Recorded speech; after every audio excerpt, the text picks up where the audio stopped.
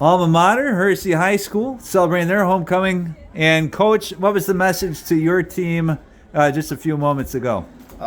We just actually time to talk about the fact that we're working, we're getting better. Obviously, we look like a better team this week than we did last week. We're making all the strides we need to.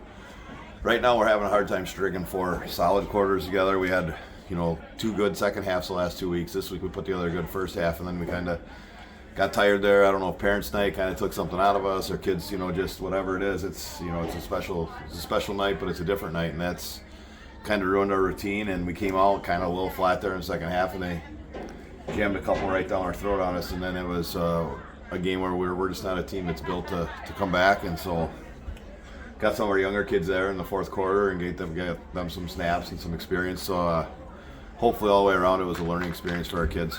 And the type of footballs that Suring plays, this makes it really tough on a team that's young like yours, that's not as deep as yours as well, because it seemed like every time, especially when Thompson would run the ball and he lowered the shoulder, you're going to have a lot of ice being passed around practice or your film session tomorrow. Yeah, we actually talked about it. I knew coming into this game, they played really competitive against Lena last week, so I knew we had our work cut out for us.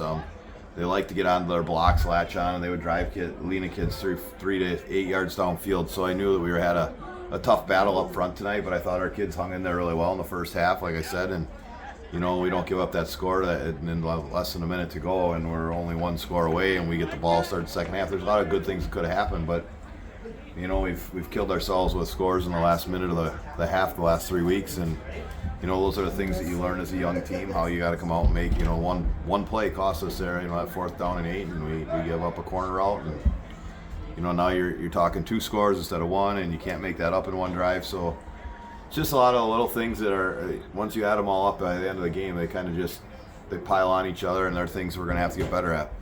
Now, one thing that we got, and it'll be our Uncle Tom's Candy Store sweet play of the game, your lone scorer, White Boltman. He was pretty jacked up, I thought, when he was able to haul down that play. Yeah, it was an amazing. an individual effort that I didn't expect from him. So we'll see if by we keep that play in the playbook or not. We might have ruined it. It might have been a one-trick pony, and we'll see how it goes. But for the most part, Wyatt, he did a great job. He's an emotional kid that wants the ball. He wants to definitely be the one that sees everything going on. As you saw in that kickoff, he had a personal foul. That was him. So he's pretty emotional, and that's awesome to have kids that play with emotion. But we also have to play under control and make sure we don't make them penalties that cost the team. The fact that the game was out of control, it wasn't so bad, but those are things we'll work on. And you got to be proud of your team when it comes to that, because sometimes it can be easy, especially when the game spirals out of control. They check out of it, and it didn't seem like your guys checked out at all. They played the full 48 minutes. No, I don't think they checked out at all, and I think we did a really good job of making sure all our kids got in tonight with like 7 minutes to go in the game, even though it was a running clock. So that time goes quick, but we gave them a chance, and I think that's one of the things that's hard. We've been preaching to our kids that, it's a tough, and, some of the kids size-wise aren't really ready for the first quarter of a varsity football game, so getting them in the fourth quarter is key for us so they can get some of that experience.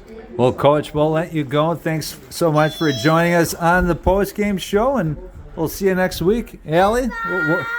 Allie's saying goodbye.